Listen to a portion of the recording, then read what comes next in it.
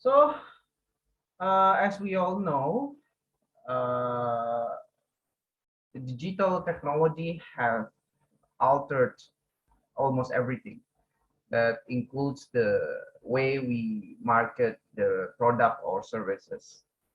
And the impact also felt by the marketers, uh, especially with regard to what we call as the marketing mix. The marketing mix, this term is very popular term in the marketing field. We call it as before there was four P's. Uh, four P's: people, product, price, place. But nowadays the terms is expanded into seven P's. That we will discuss about the seven P's in this section.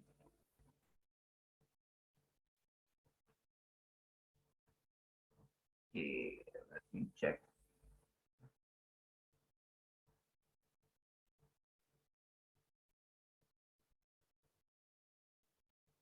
Yeah. Usually the video can turn can be turned on, but I don't know why. Oh, anyway, yeah, we will continue the slide. Okay, before we moving on to the next slide, I want you to listen a video about the digital marketing revolution. I hope you can hear the voice, the sound from this video. The ways in which consumers engage with media Is that okay? have shifted dramatically in recent years. Right. The video is fine, right? I mean the sound. Yes, sir. All right, thank you. These changes provide tremendous opportunities to connect with consumers through digital marketing. Leading companies are capitalizing on three forces that have fundamentally changed the way marketing can be done today. First, there is access to large quantities of real-time data. Second, the ability to engage in long-term omni-channel relationships with consumers. Finally, increasing flexibility and speed from digital. Companies need to make fundamental changes in order to capitalize on all that digital marketing has to offer. They can move from proxies to facts. In the digital age, companies can tailor and personalize messages to meet the consumer where they are. The speed and flexibility of digital marketing also allows companies to test and learn everything and continuously optimize to meet consumers' expectations. With an ever-increasing knowledge of their consumers, companies can build and nurture long-term relationships across multiple touchpoints. In the new world of digital marketing, companies will need to change how they operate. Companies need to build new skills, talents, and tools. They should work across categories and brands. And they need to make a step change in speed and agility. It is important to create cross-functional teams that break through silos and work close to the consumer. Companies should transition to dynamic pay-as-you-go budgeting and partner with the agency ecosystem to transform marketing. It's a significant transformation from top to bottom, but for companies that embrace these digital opportunities, happier consumers and stellar results await.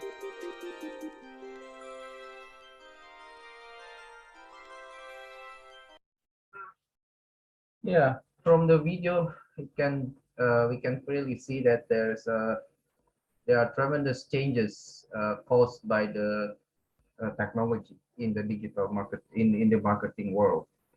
Uh, Nowadays, there are data, uh, the channels, also the speed, flexibility. So all of these changes need to be adapted by the company in form of the digital marketing. The reasons are quite simple. If they are not adapting, or if they are not using digital marketing, they will be left behind. The competitors are peers. Yeah, as we know that in the industry nowadays, each of the company are fighting against each other. They are fighting for the similar of the same market target market.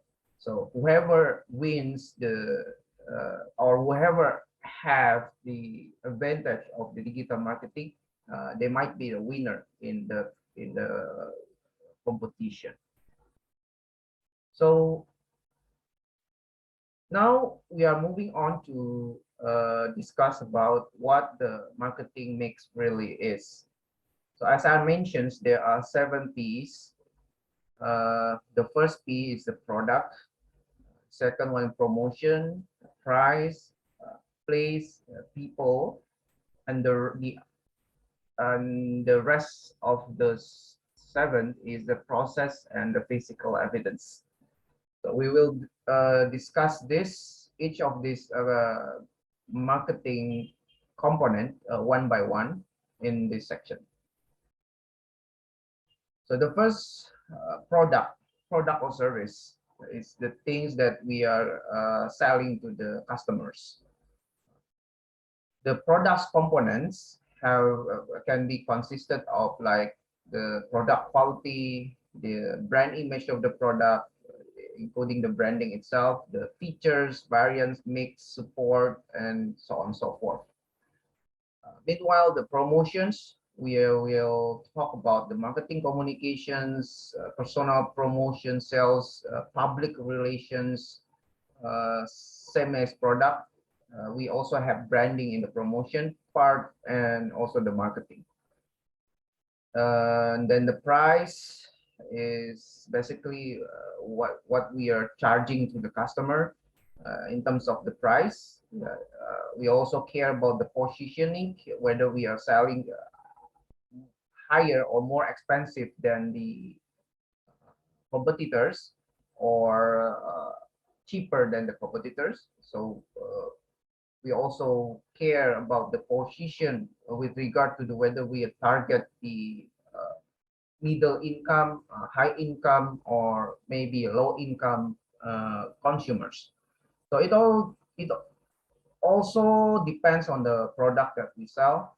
Yeah, for example, a company, if they are focusing on the high end product like luxury items, luxury goods, therefore they will position themselves in the high, if not the middle high income markets.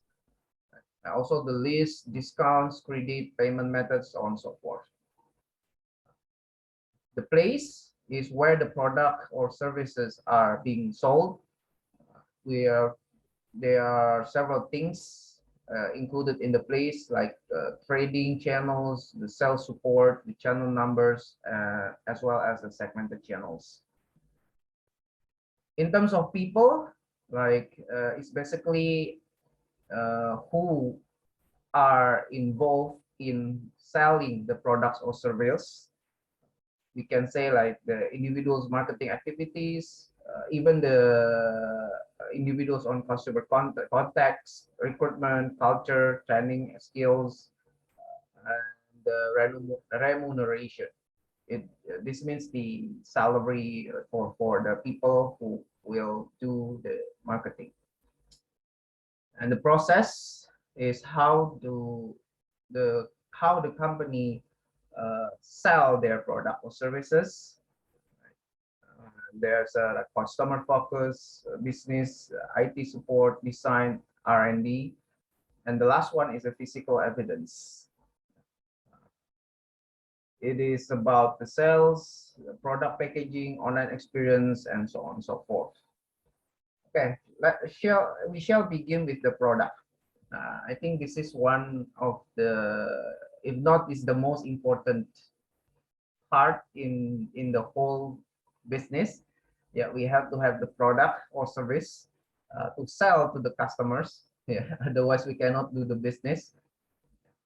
So the company should care about the characteristics of the product, service, or even the brand that they are selling to the customers. If we are talking about the product, there are two types of product. The first one, we call it as a core product. It basically the main products purchased by consumers to fulfill their needs. The second types of products, we call it as the extended product. It is basically the additional services and benefits that are built around the core product. For example, the core product of a smartphone is the smartphone. Like Samsung now is the highest, the high-end product of the Samsung Galaxy line is S22 Ultra. Yeah, that's the core product. So what about its extended product? Yeah, you can say as the extended product of that smartphone can be the screen protector, the case, the earphone. That's the extended product. The examples of the extended product. So this figure shows us the uh, the product expansion. Right? We begin with the core product. By the way, this is they are using the example of the traveling, long distance travel. The core product is the long distance travel, and this core product can be extended into several other products.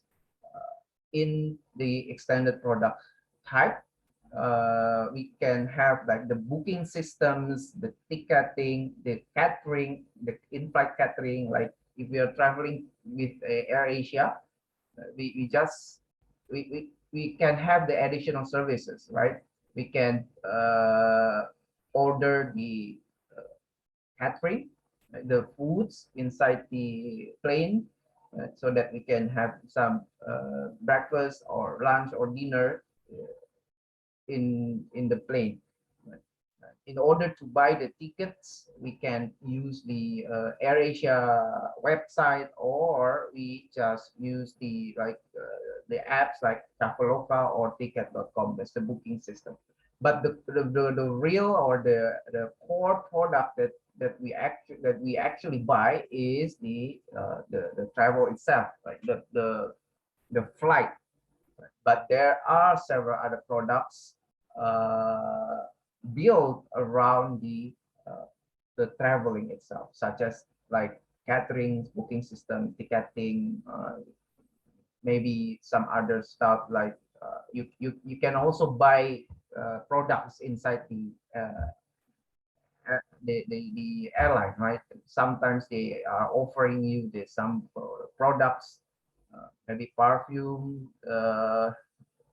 wallets, some luxury items which you can buy like in flight, in your flight. Extended product can also be extended again. Then we call it as the augmented product. This is probably we can say as the additional extended product. The example of this is like airport lounge, the holiday packages, or frequent flyer schemes. So for those who like to travel a lot using the airlines, sometimes they offer you as like the member, right? And you can collect your mileage and redeem your mileage for having for instance like the free baggage, or you can upgrade to the from economy class to business class. Yeah, you can use your frequent flyer schemes like this. If you go to like distance countries such as like in the US or in the European countries from Indonesia, You can collect quite a lot mileage, and you can use it and maybe redeem it, right, with some kind of benefits that I mentioned previously. Yeah. Also, if you have a credit card, usually, yeah, you can make use of the airport lounge. Some credit cards they offer. I don't know. Last time I know like BNI, yeah, BNI they have the Garuda. They collaborated with Garuda, and if we have that card, we can use the some of the airport lounge in the airport. I don't know. I've never experienced the or get into the airport lounge. I watched the video. If we use the airport lounge, we can have like the more convenient waiting room, the all you can eat buffet, and some other stuff, right? And it's good to have, right? It's good to have, like if we can afford to have this service, the airport lounge. Other than that, the holiday packages. I will take the same similar example, AirAsia. Some I noticed that in their website before COVID, they sometimes offer the holiday packages. We can buy the tickets along with the hotels, and they offer the like 2 days, 1 night package, and usually it is cheaper if we buy the holiday packages. And these are we called the augmented product that are built around the extended product, which the real product that they sell is the traveling or the flight, right? The in this case the long distance travel. So there are some options for varying the core product. Yeah, we have the product, but in terms of the digitalization, we can transform the core product into digital services. For instance, the books, uh, we can transform it into ebooks. Music is also similar. Long time ago, like 10 or 20 years ago, we still use CDs, DVDs, or maybe 30 years ago we used a cassette, right? And nowadays, when everything is digitalized, we use the YouTube. This is the digital music. Similar to newspapers, magazines, now it can be transformed into a digital format.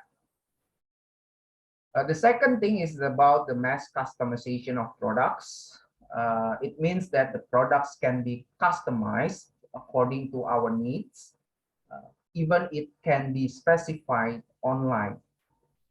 The product personalization, if the customers concerned about the personalization of the product that they are willing to buy, this might mean that the customers also takes a more active role in the product design.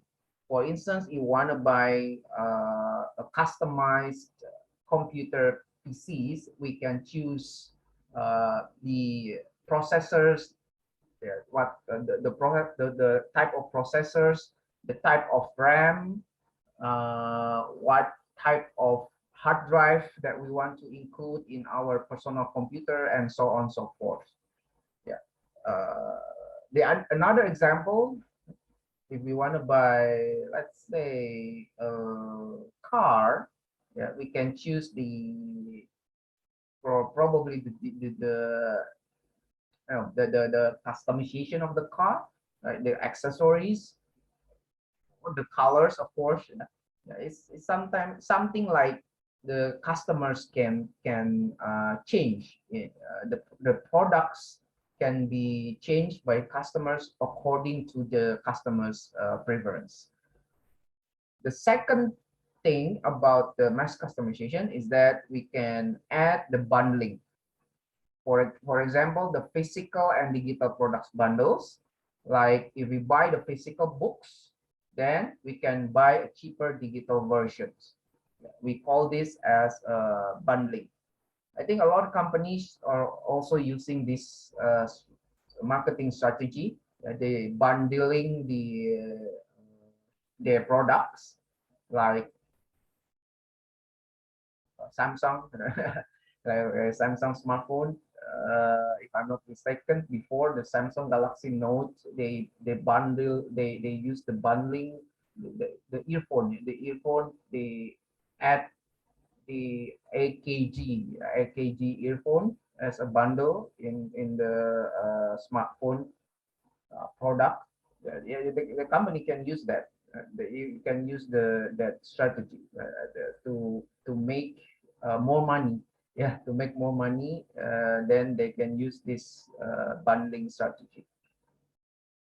The idea is that uh, the company can sell more products to the customers, so that in order to do that, the companies should try to vary their core products, try to extend the products based on their core product.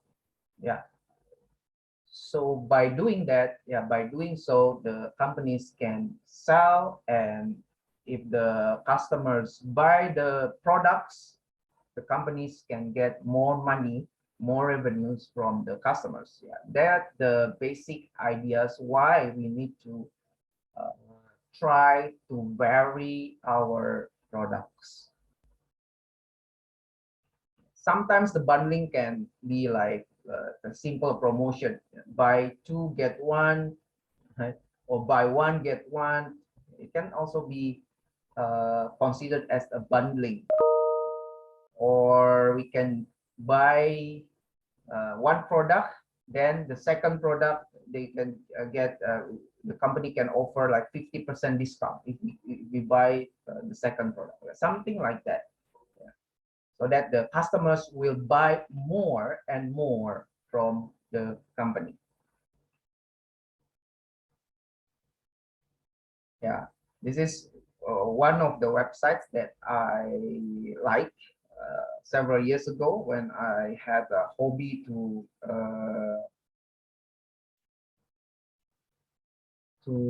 design or make my own personal computer.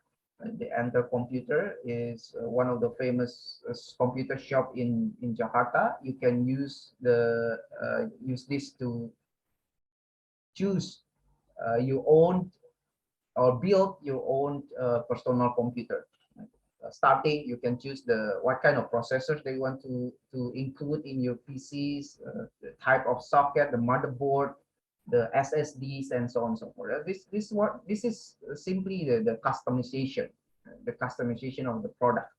And some of the companies, they offer these features, yeah, so that the customers can easily choose according to their own preference.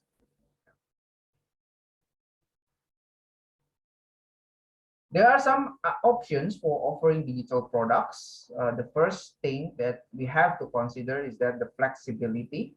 Yeah, the flexibility to offer a range of product purchase options. If we are selling digital products to the customers, we can use the subscriptions method. It means that the customers should subscribe the service in order to access or use such service. For instance, Netflix, right? You have to subscribe the service first, then you can use or watch the movies in the Netflix. Pay-per-view is also similar. Yeah, pay-per-view. If you are in the hotels or in the airlines, I think airlines they just offer it for free. Yeah, for let's say in the hotel.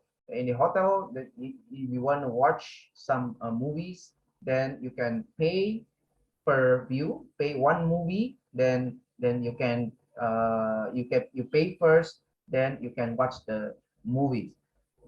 And the third one is the ad supported content. This is very popular nowadays. Yeah, the YouTube advertising.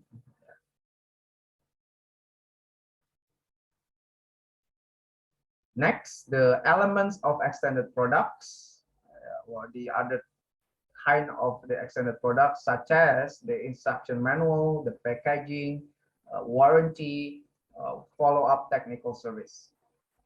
Usually, we care more, at least for me, if I want to buy the digital, or no, the electronic type of product, I would care more about the after sale service, especially the guarantee. Yeah, but because the if we buy the electronic kind of products, yeah, electronic is can get easily broken. Therefore, the warranty for me is one of the most important factor if I want to buy the electronic product. Uh, Say like the laptop, right? The laptop usually it comes with the 2 years or 1 year warranty. If it is still within the warranty period, if there are some parts that are broken, then you can go to the service center. Then you can get your laptop can be repaired without paying too much to the service center shop. I think that's for me. I don't know whether all of you also concerns about the warranty. Maybe yes, probably. I think warranty is also is important for me. Uh, the next one probably the packaging. Some people likes the very like fancy packaging like Apple, right? They have their beautiful yet simple packaging types. Like they are very minimalistic, we can say, but it is elegant and seems like we are buying expensive. Yeah. We do buy expensive product. That's why they have their own packaging. It's kind of like an art, just for the packaging itself. That's the extended product that they are selling here. Even though some people may concern more about the product itself, but there are some other people who are not also concerned about the product, but also but I mean not only concerned about the product itself, but are also concerned with the packaging. Yeah. If the packaging is bad, is terrible, then they may feel that, oh, maybe this product is not as good as they think, right? Because the unboxing experience itself uh, can be uh, how to say, it can be uh, fun experience, right? If you buy something, then you unbox the package, and it can be some experience for us. And instruction manual. To be honest, I've never read instruction manual unless I have to, but it still need to be included in the bundling of the product. Right? If not, you just use the website, then you can refer to that website. Yeah. Okay, now the examples of how the internet can be used to vary extended product. The first one is the endorsement. We ask the celebrant, the influencers to endorse the products, the awards. Some products can be awarded with, let's say, I mean, the product of the year. Yeah, there are several companies who who has some awards of the certain products. The testimonies, like the reviews, I think this is the most important one, the testimonies, customer lists, comments, money back offers. Yeah, if you are not satisfied, it is guaranteed that your money will be, you can get your money back, something like that. Yes, it's that the customer service.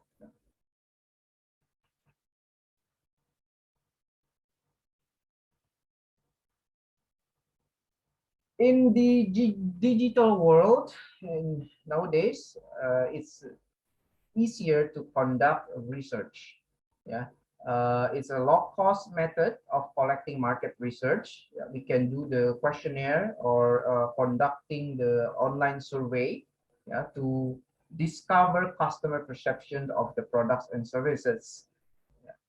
We can also have the options for performing new product development research online.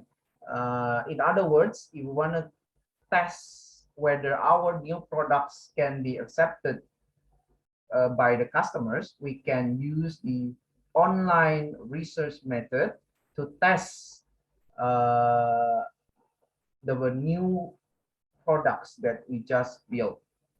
For instance, we can use the online focus group method, the online questionnaire survey, the customer feedback, as well as the web analytics.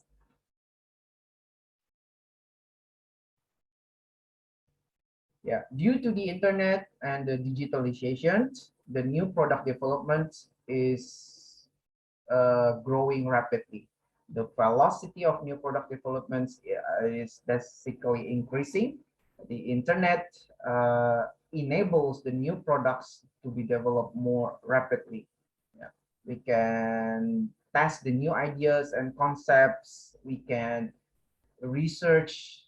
Yeah, we can do the research and development online, as I mentioned before, and we can make a differentiation to product options uh, through the online market research.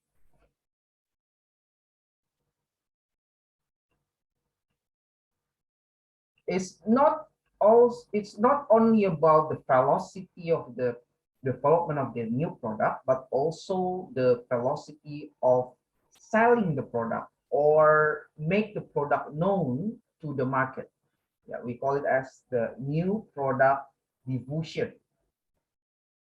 Nowadays, to have the viral marketing is, yes, so some occasionally we see from time to time there are several viral marketing videos, right? Where that's very common to use in the marketing. Yeah, we call it as a viral marketing, which can create the domino effect. According to Gladwell, Malcolm Gladwell is the author, is the famous author, international bestseller. In his book called The Tipping Point, he mentioned about the three things, which things that make an event or something, yeah, the something can be viral. The first thing that he mentioned in the book is that the law of the few. So the law of the few is talking about the dependent on the initial adoption by connectors. So the connectors here are the people who are famous, who are socially connected, and encourage adoption through word of mouth. So if the first initial adoption of our products or services are the famous people, like celebrities, the famous influencers, then it is highly probably that it can be famous. I mean, it can be viral. Yeah, there is a higher chance the adoption or our products that we sell, if it is being used by the influencers or the celebrities, it can be viral. Like Jokowi, right? So a few years ago, like when Pak Jokowi wore the green jacket, like the bomber jacket, then people at that time were curious what kind of jacket was that, right? And that jacket was suddenly sold out, right? Because the such jacket was being worn by Pak Jokowi. If the jacket was or I mean somebody else wore the jacket, then the story might be different. Right? So the initial adoption by the connectors, the very important people, is necessary.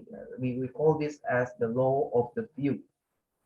The second thing is the stickiness factors is actually talking about the medium, like what kind of the medium in which the video or the news get viral. For example, the TV channel, a website, the YouTube, yeah, that's the stickiness factors. And the third thing is the power of context. Yeah, it has to fit the physical, the social, and also the mental context into which they are launched. So there should be the context in order the product or service can be viral. That's according to Malcolm Gladwell in his book. Okay, now let's see the Coca-Cola marketing strategy.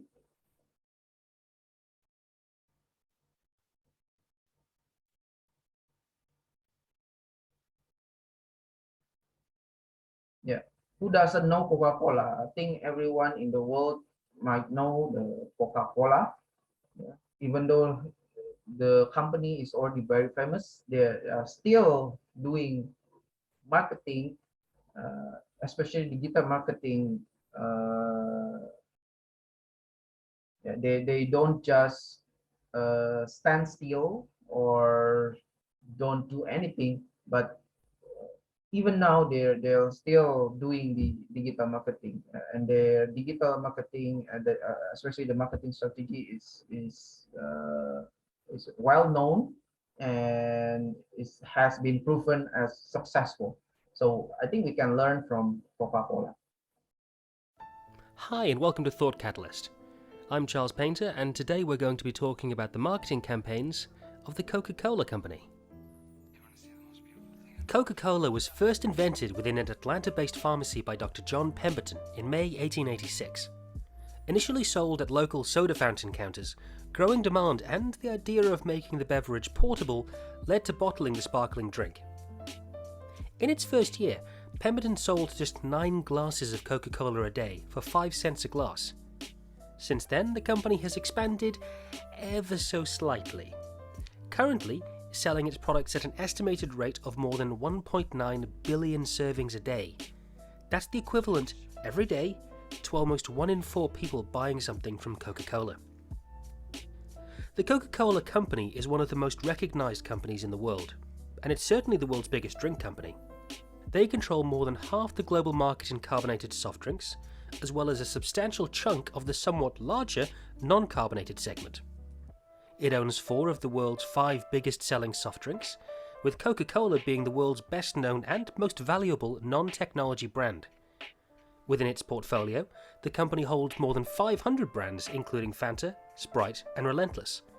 Within these, they produce over 3,500 varied products, spanning from sodas to bottled water to iced teas and coffees. Ada bonus dadakan sampai dengan 1,4 juta di Lazada Ramadan Sale.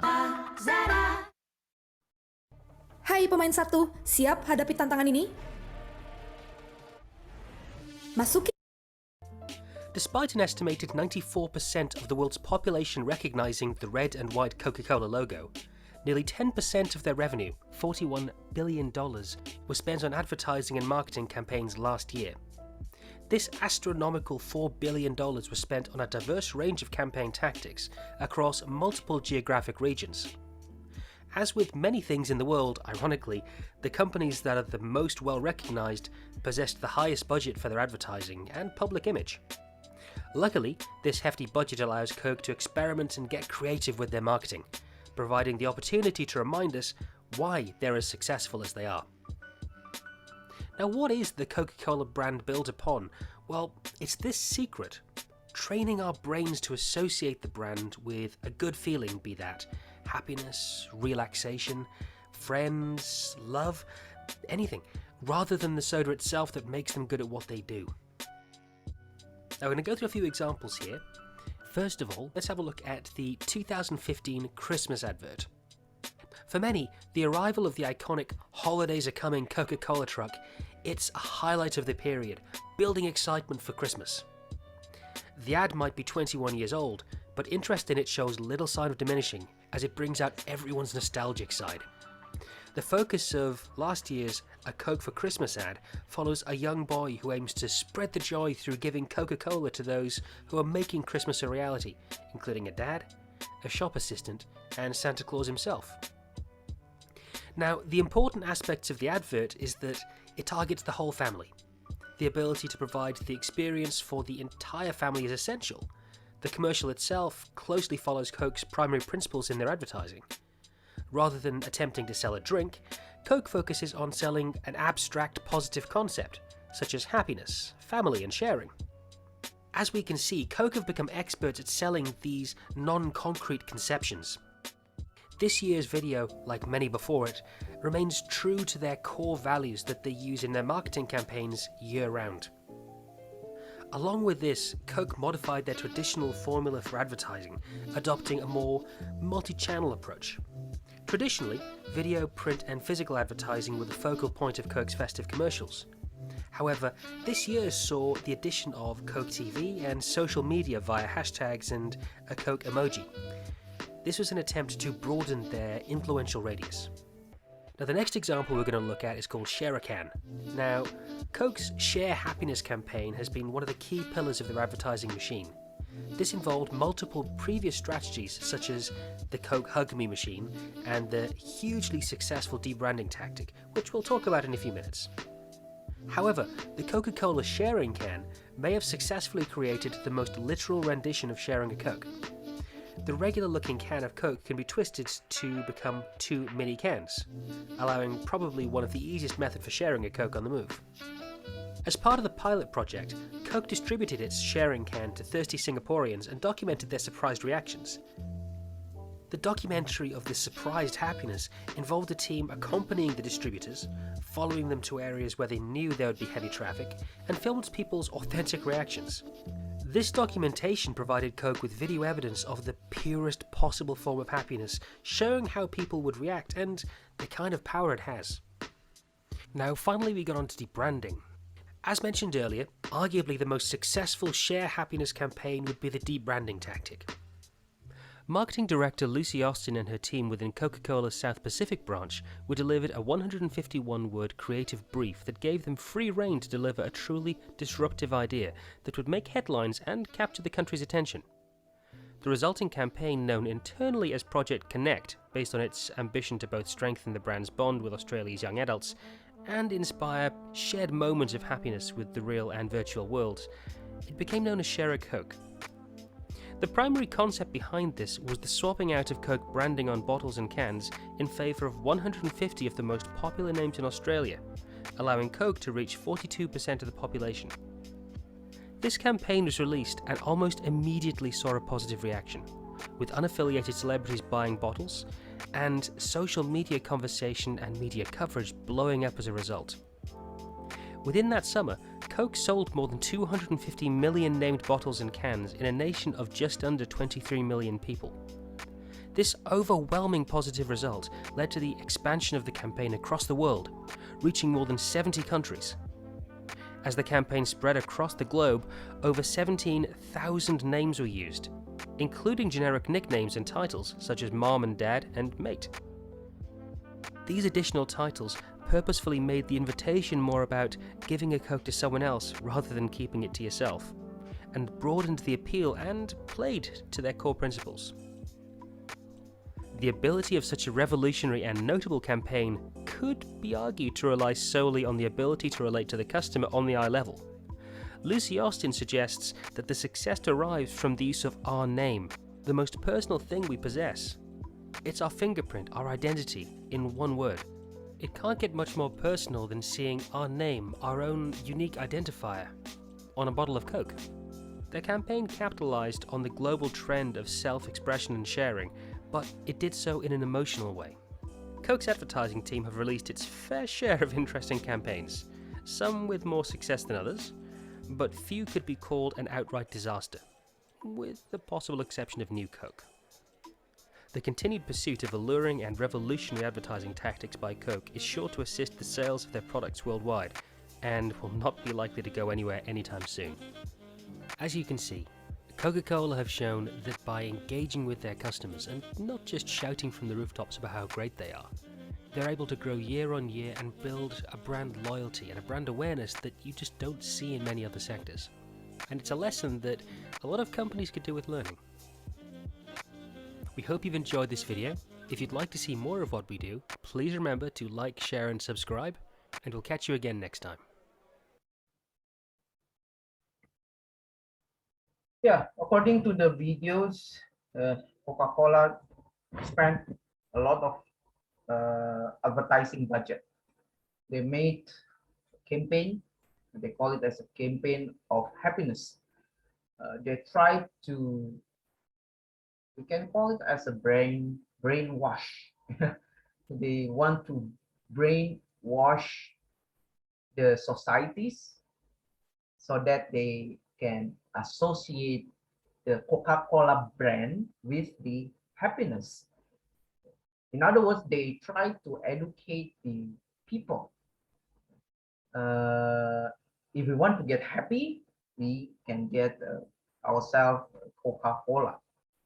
That's I think a lot of companies are using that advertising method, like similar to what we have studied before, like Aqua, and also the Pocari Sweat.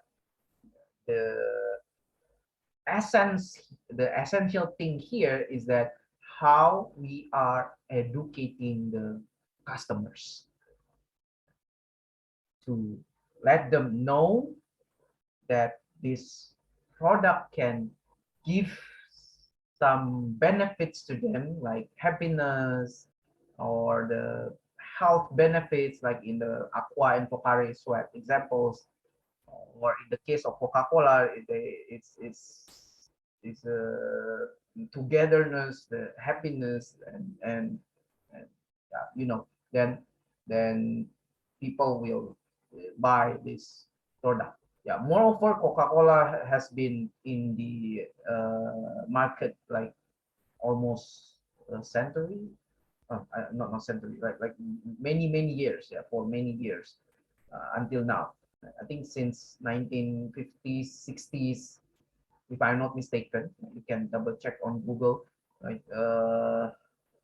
Even until now, the product still existed, yeah, and we still consume Coca-Cola in the restaurants, the fast food chain restaurant like KFC's, McDonald's. They are selling Coca-Cola, and I don't know why.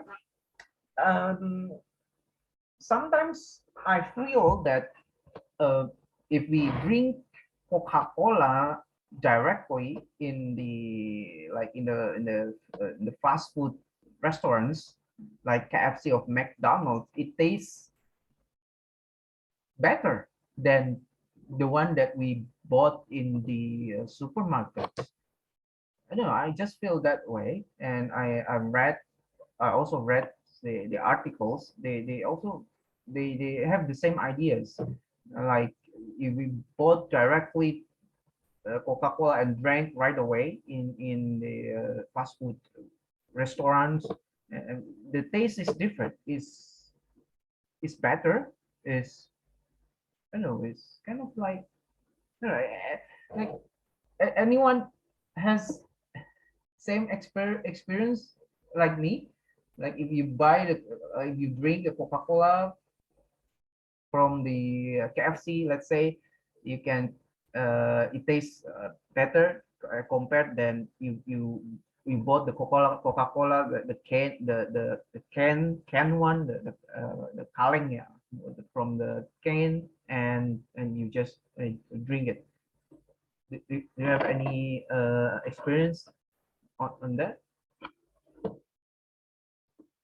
Maybe Stefano, how do you think? What do you think?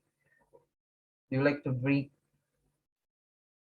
uh, soda like Coca-Cola or Fanta, Sprite? Huh? No, Any anyone who wants to comment?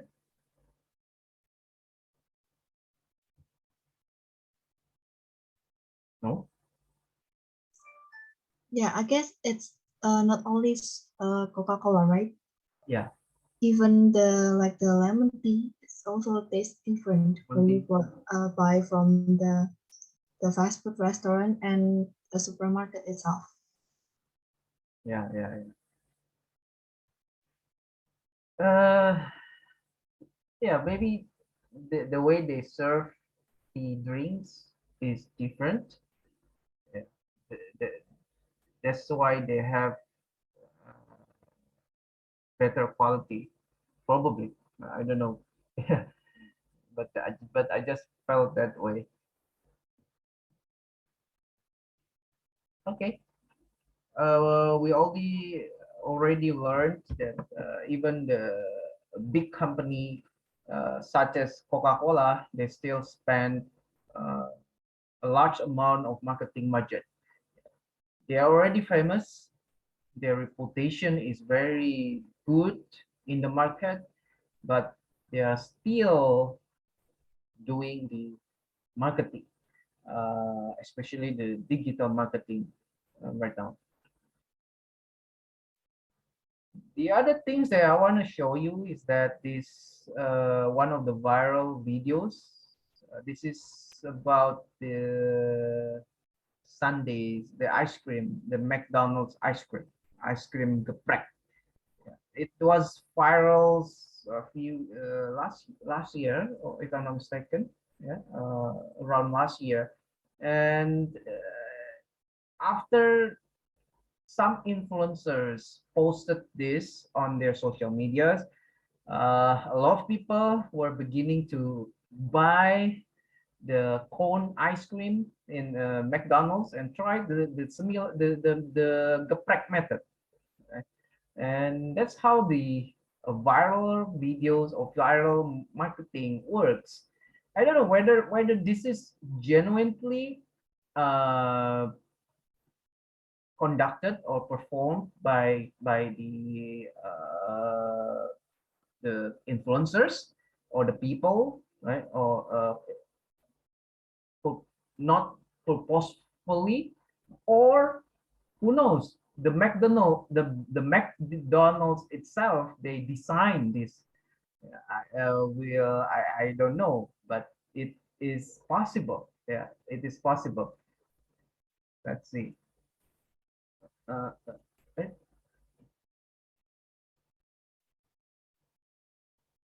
Es krim McD yang lagi viral di TikTok satu panci cek. Enggak pakai lama, gue langsung ke McD yang ada di dekat tempat gue. Silahkan tes kanannya. Mas, mau beli es krim yang di TikTok dong, ada nggak? Ada. Nah, this was viral on around like September, October last year on TikTok, and some people there reposted the TikTok videos on YouTube Shorts and some on IG Reels. Then it it got viral. dan ternyata pas gue pesen, gue cuma butuh bilang es krim TikTok aja, masnya udah tahu dong guys. Ini udah jadi menu spesial McD apa gimana sih? Nah, abis gue bayar datang juga nih es krimnya, langsung aja ditumplekin guys di pancinya. Saking semangat ya pas mau diaduk sampai lupa kalau kertasnya belum dicopotin dong guys. By the way, ternyata ngaduknya susah juga ya, nggak kayak di video-video gue pikir gampang.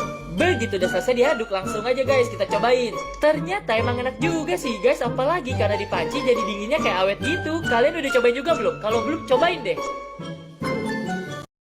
Yeah, that's a few months ago, right? And I think nowadays now is not viral anymore. Yeah. Any of you tried?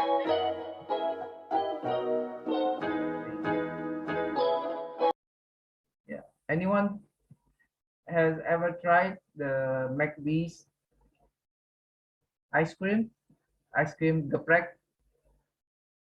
like last year? Yes, no. No, I'm not like, it's just, it's kind of weird and random kind of thing. Weird and random, yeah. But it worked though. Probably they were getting paid by McDonald's anyway. So Oh yeah, that's possible. maybe, who knows? Yes, yes. That's I also presume that's one of the marketing tactics or tricks from McDonald's. They use this way right, to somehow promote their products, their ice cream cone. And people in Indonesia, some like to like their, you know, the term FOMO, yeah, fear of missing out. A lot of people like to have FOMO. They are fear to miss out the something that is trending, like this kind of way to eat ice cream, and they try to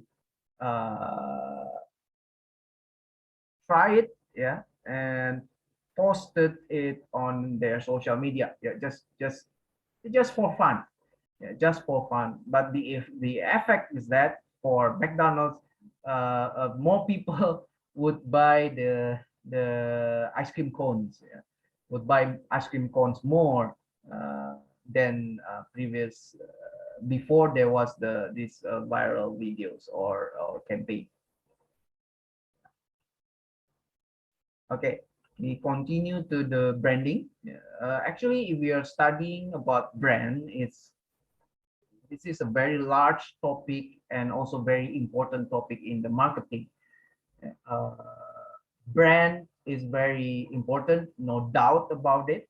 Yeah, it is the one that differentiate between the product and services from our competitors. Yeah.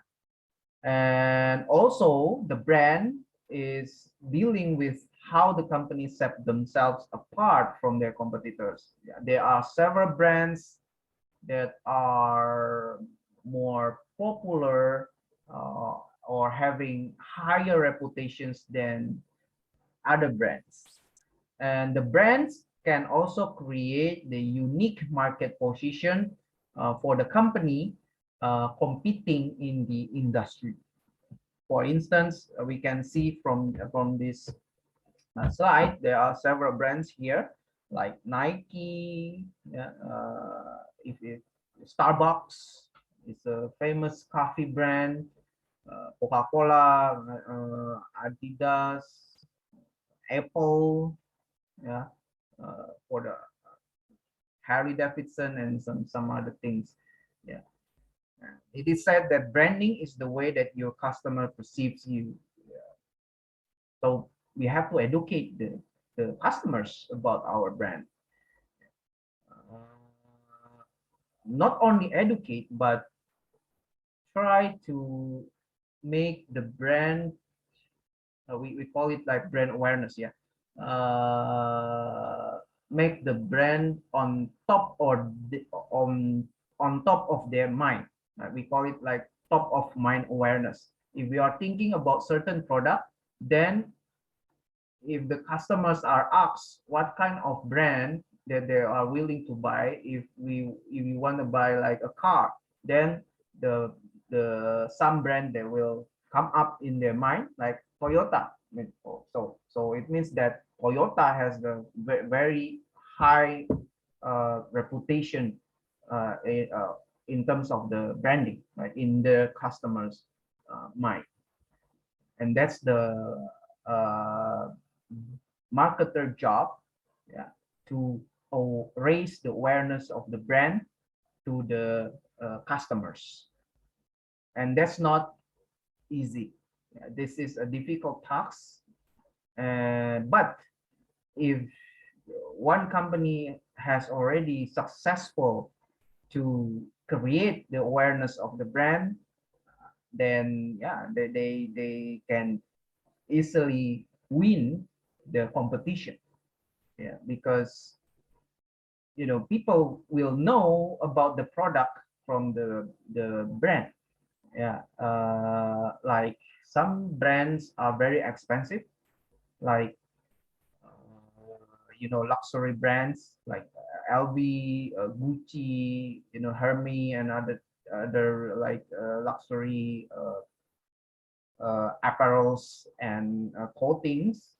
Then it's just a clothings, it's the function is the same. It's a clothings. What can you expect?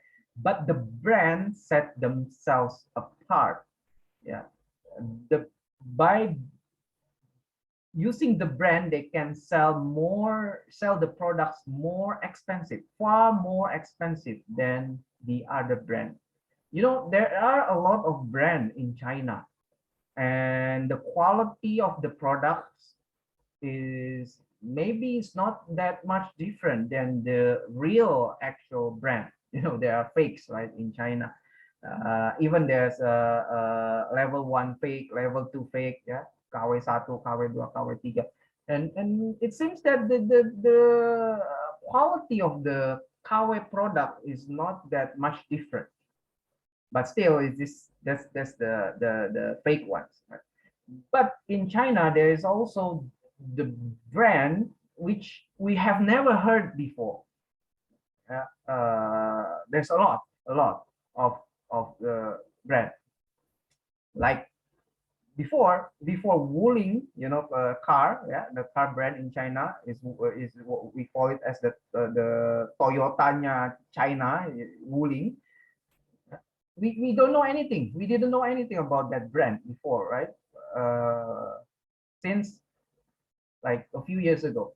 Then nowadays, like Wuling with their new like their products, they are selling good products like the Wuling Almas. It's surprisingly can compete with the Japanese car manufacturers like Toyota and Honda. They try to make the branding, and it seems that it's quite successful, right, for Wuling. But there is the problem in Indonesia, right? Because Japanese has been long. They has been in Indonesia for a long time for Japanese car manufacturers. Like in the mindset of the customers, if you want to buy a car, then the Japanese car may be better options than the Chinese cars. That's hard to change. But Wuling, I think they are starting to make that changes. Yeah. Okay. Anyway, yeah, that's just what I feel, yeah, about the brand. Okay. Price. What about the price? The price. There's an implication of the internet for the price. Since we can check the price by just one click, yeah. Even there's a website that is focusing on price comparison, like price aggregator website. Then we can easily find, or we can easily know the price of a certain product or services. Therefore, it increases the price transparency. Before the internet, if we don't know about the product, we cannot know for sure how much the price, yeah, how much the price that about that, how much the price of that product, because we cannot check. Yeah, but nowadays using the internet, we just Googling it about the price. For example, we want to buy the laptop ROG Zephyrus M16, for instance, yeah, the newest one. Then we can easily know how much the price is, right? We can visit the several online shops, checking the price or not. We try to use the price aggregators website. Due to the price transparency, then the price is pushing downward, yeah, because there's an increased number of competitors, and also maybe there's some incentives given by the government, like the free tax of PPNBM, pajak barang mewah for cars. It can drive down the price, yeah, due to the one of the factors is that the price transparency, yeah, and also the availability of real price, or the pricing, in the internet. The new pricing approaches, including dynamic pricing, the price testing, and auctions. Yeah, due to the internet, there are several pricing methods that we can use. For instance, the customers could automatically be given discounted purchase for the first 3 items. Yeah, we can easily program this in our website. Or, yeah, this is famous in Indonesia. We provide the COD service, yeah, cash on delivery service.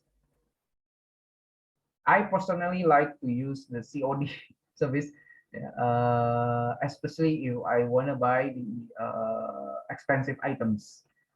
Yeah, I'm afraid that if I already paid and the products are not arrived, or I haven't arrived into my house, then I would be worried. But if I use COD service, I might not be worried too much because I haven't paid the product. If it's not arrived into my house, then that's okay. I haven't paid the product anyway. It makes people feel safer if they buy using the COD method. Yeah, the shipping fees. Yeah, and it seems that the COD are being used, yeah, by many online marketplace, especially Shopee. Yeah, even there's a song of that, right? Shopee Shopee COD, Shopee COD, the tukul one. Yeah. After the price, there's a place. The place is about how the product is distributed to the customers. Of course, if we buy the product online, then the place is the internet. But if we are buy the products on the shop, then that's the location of the place that we purchase of the product. And the place of purchase includes the distribution, the logistics, as well as the point at which sales and other transactions take place, or even download via internet. Due to the technology, the place, it can form the new channel structures. There are disintermediation, reintermediations.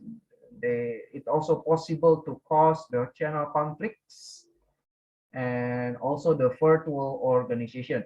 Like employees can work anywhere at the time, like we are right now. Due to pandemics, there is a work from home mandates by the government, even though nowadays it seems that it's like seems getting back to normal. We are beginning to come back to the university or to the office, but still, because the COVID is not over yet, then there are some companies still using that work from home policies. Yeah, but I think if we still if the company can make use of this virtual organization, they can save a lot of money. Yeah, of course, for only for the jobs or the works or tasks that can be finished or can be done using internet. Yeah, if the jobs like operating, for example, operating the machinery, the company, the employees have to come to the factories, then it's very hard to have the virtual organization.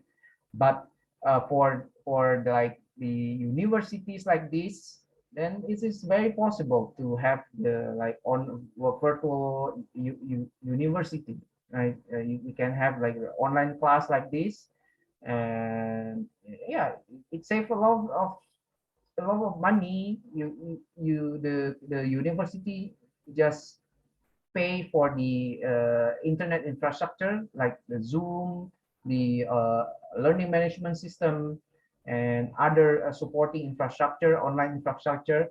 Yet they don't need to pay the rent for the classroom, right? They don't need to pay for the air conditioner, the electricity, the lights, right, and some other things.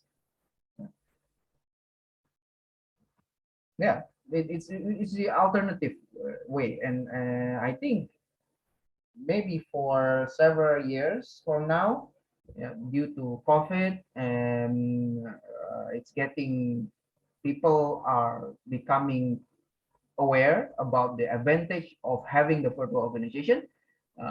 Most likely it can be adapted by quite many organizations, right, in order to save some costs to for the company.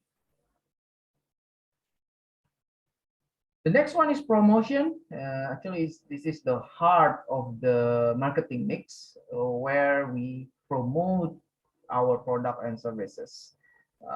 This is basically referring to how the marketing communications are used to make the customers aware, yeah, inform the customers and other cost stakeholders about an organization, including the brand and its product. According to Jobber and Alice Chadwick 2013, good communications are the lifeblood of successful market-oriented companies and their brands. So the key points here is the communications. Usually, the marketing communication would include the target markets, the positioning, as well as the integration of different communication tools. We'll have this marketing communication chapter in, I think, in chapter 7 or chapter 8, I forgot. Yeah, but there's one specific chapter explaining about the marketing communications. So in table 5.3, this shows us the main elements of the promotional mix. Yeah, there are the communication tools, and there's a online implementation of that tools. For instance, the advertising. Yeah, how can we advertise our product? Yeah, we can use the interactive display ads, we can use PPC, pay-per-click search advertising, and so on and so forth. This is the tools that we can use. Yeah, how to sell. We can use the e-commerce website, or virtual self-staff, site merchandising, and other things. This is the packaging, word of mouth. It's quite complete here, like the communication tools. And the people, yeah, the people is referring to how an organization staff, so it means the company's employee, yeah, interacting with the customers and other stakeholders during sales, pre and post sales communications with them. So the staff involvement, customer service, and also the public relations. If there are complaints from the customers, then we contact the company. Yeah, and there are people who are handling our complaint, and there's a good communication with the company. Yeah, it means that their public relations are really working to handle several to handle our complaint, and this is very important. Yeah, because simply the customers don't want to be uh, dissatisfied.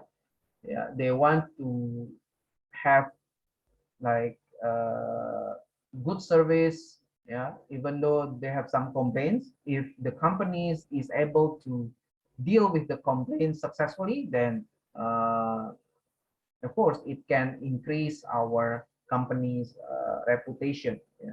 Otherwise, if the company cannot handle the customer's complaint appropriately, then it's so easy to spread out. Like the employees can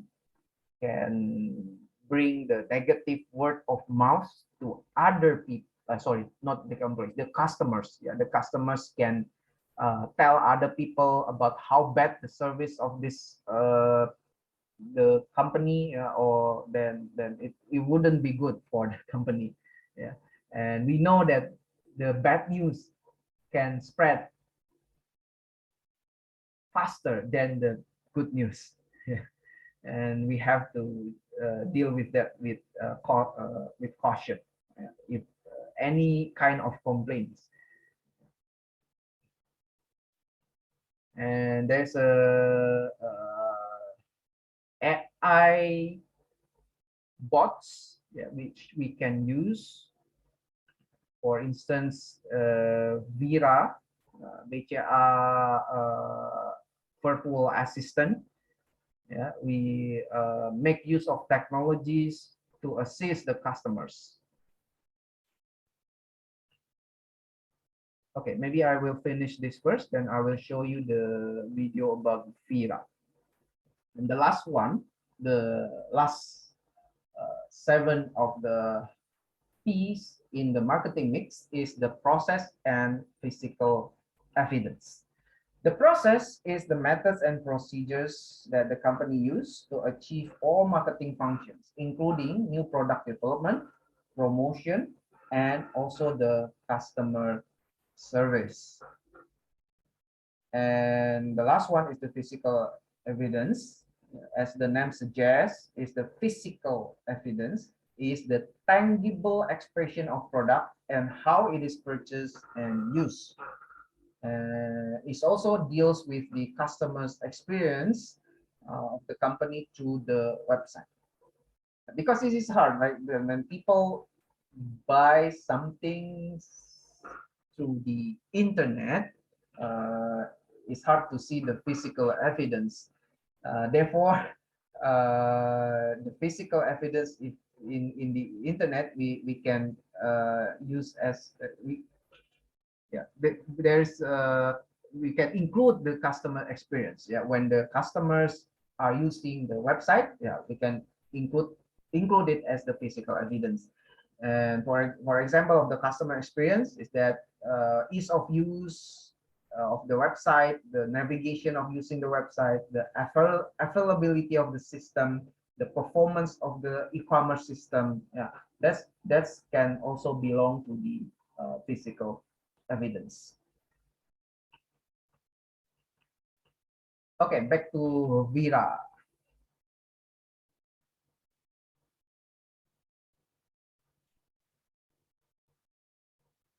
Okay, Vira is the virtual assistant owned by BCA.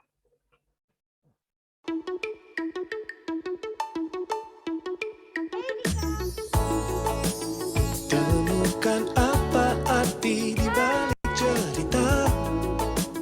Hari-hari terasa sangatlah mudah, membuat suasana menjadi nyata.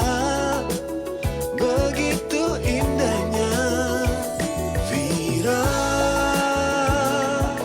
seperti apa yang selalu ku nantikan, aku inginkan. Oh Vira, melihatku apa adanya, seakan ku sempurna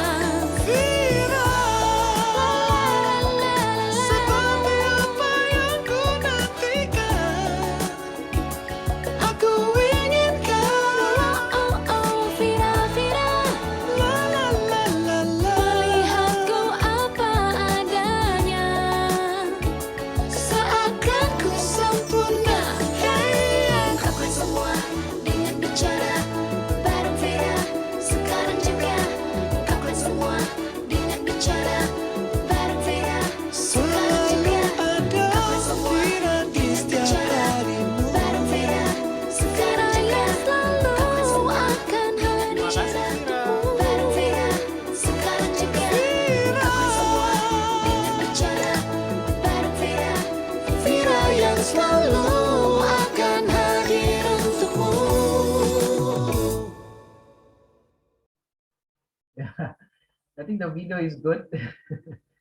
And they make it, yeah, they have a lot of money to make such a good quality marketing video.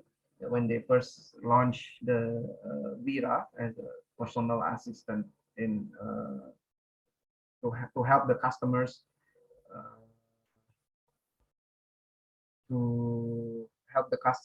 BCA customers, like asking what kind of products, or like if you have the complaints about the service, then it can be handled by Vira first. And if it is can if Vira cannot handle it, then you can always contact the real person, the operator, to handle your complaint. Okay, yeah, I think that's the essential content of the chapter 5, the impact of digital media and technology on the marketing mix. Yeah. Is there any questions or comments about this? Oh, by the way, next week we'll have the case discussion. I already put the case in our Google Drive. Yeah, if you can go to Drive, our Google Drive Digital Marketing class, you can click the folder case. Yeah, there's a case here. You can read the case, and then we shall have we shall discuss this case by on the next week meeting. It's about the in-housing digital marketing at Sprint Corp. Yeah, the case is from Harvard Business School. You can try to read the case carefully, because it's quite a lot. And yeah, we can discuss this case by on the next week class.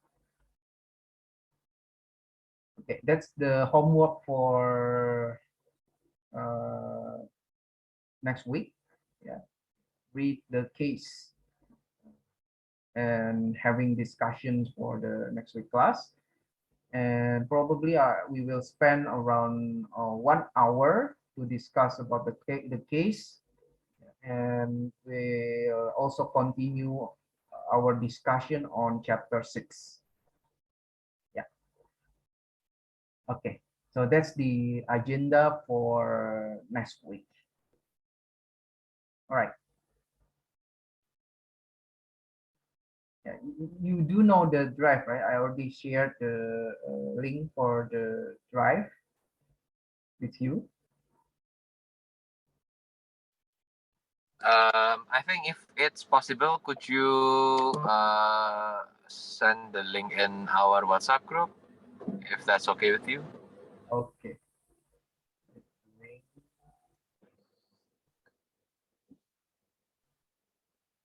Maybe I send this here again.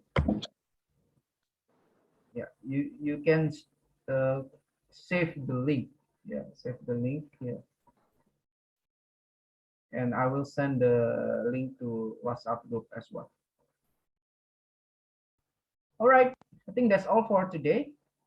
Is there any other questions or comments?